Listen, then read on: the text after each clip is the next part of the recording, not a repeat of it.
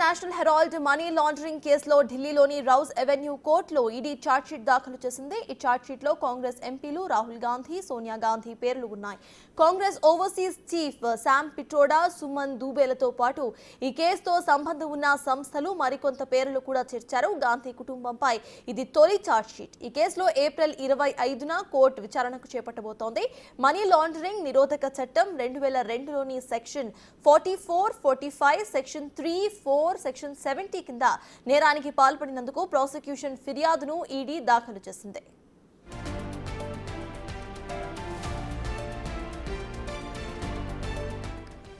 ఇక ఏజేఎల్ దాని యాజమాన్య కంపెనీ యంగ్ ఇండియన్ కంపెనీపై మనీ లాండరింగ్ కేసుది.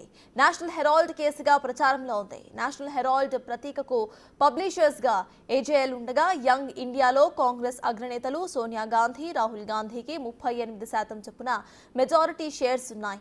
కాంగ్రెస్ కు ఏజేఎల్ బకాయి పడిన 90 కోట్లను వసూలు చేసుకునే విషయం యంగ్ ఇండియాలో ఆర్థిక అవకతవకలు జరిగాయని ఈడీ ఆరోపిస్తోంది. ఇప్పటికే ఈ కేసులో సోనియా, రాహుల్లకు సంబంధం ఉన్న ఆస్తులు స్వాధీనానికి ఈడీ నోటీసులను జారీ చేసింది.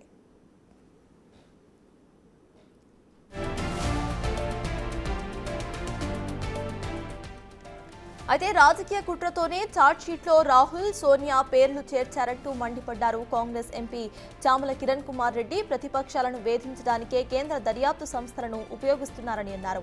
నేషనల్ హెరాల్డ్ కంపెనీలో ఎలాంటి లావాదేవీలు చేసే అవకాశం లేకపోయినా కేసులు పెట్టి వేధిస్తున్నారని అన్నారు.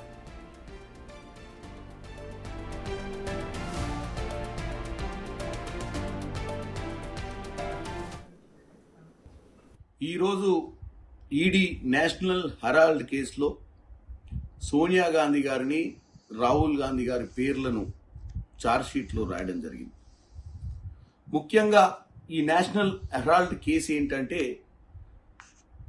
ఆ పర్టికులర్ నేషనల్ హెరాల్డ్కు ఉన్నటువంటి ఆస్తులను కాపాడడానికి ఒక కంపెనీ ఫ్లోట్ చేయడం జరిగింది. ఆ కంపెనీలో ఎటువంటి ట్రాన్సాక్షన్లు చేసే అవకాశం లేదు. ఎటువంటి ట్రాన్సాక్షన్లు కూడా జరగలే, కమర్షియల్ ట్రాన్సాక్షన్స్. కేవలం ఒక రాజకీయ కుట్ర ఇది.